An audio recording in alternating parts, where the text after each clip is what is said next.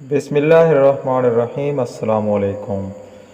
आज की अहम टिप्स सुनहरी बातें और अच्छी बातें और घरेलू टोटके। तफसीलात के मुताबिक गर्मी के मौसम में घर या दफ्तर या कहीं भी बाहर पानी पीने के बगैर तो गुजारा हो नहीं सकता, और लोग पानी पीने के लिए बोतलों का इस्तेमाल करते हैं। ये आदत आपके लिए चेहरे पर कबल अज़ वक्त झुर्रियाँ ला सकती है, जो बुढ़ापे की अलामात हैं। अमेरिका के होने वाले एक तहकीक के मुताबिक बोतल से पानी पीने से आप जल्दी बूढ़े हो सकते हैं। तहकीक की रिपोर्ट में बताया गया है कि बोतल की साख्त ऐसी होती है जिसकी वजह से इंसान इससे पानी पीने से मुंह या होठ सिकुड़ जाता है, और ये अमल बार बार करने से चेहरे पर झुर्रियाँ पड़ सकती हैं, और बुढ़ापे से जो झुर्रियाँ पड़ती हैं उस तरह ये झुर्रियाँ जल्दी आ जाती हैं। नाफ कैसे उतरती है और इसका क्या इलाज है?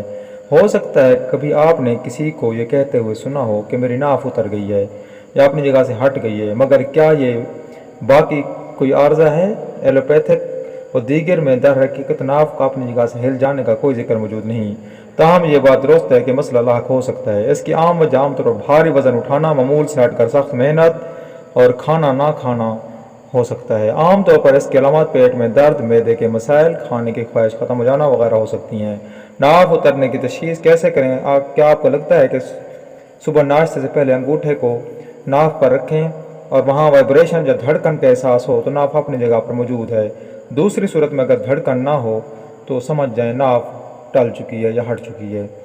इसी तरीके से अब नाफ को सही करने के लिए क्या करना है? आपने सीधा लेट कर अपने दोनों हाथों जिस्म के पहलुओं पर रखें, जबकि पैरों को सीधा फैलाकर अंगूठों को देखें। अगर वो दोनों एक दूसरे के मतवाजी या लेवल पर नज़र आएँ तो ठीक, अगर ना हों तो फिर ये ना ठहरने की निशानी हो सकती है।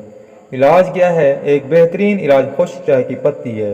इसे अच्छी तरह पीस लेंगे, फिर एक चाय का चम्मच इस सफ़ूफ को एक गिलास पानी में मिलाकर पी लें, जिससे पेट में दर्द फ़ौरन ख़त्म हो जाएगा। ताहम कुछ अफराद को रिलीफ में ज़्यादा वक्त लगता है। इस तरह बैठकर टांग के सामने फैला दें, फिर दाएं टांग को मोड़कर अपने हाथों को आगे फैलाकर बाएं टांग के अंगूठे को छूने की कोशिश करें।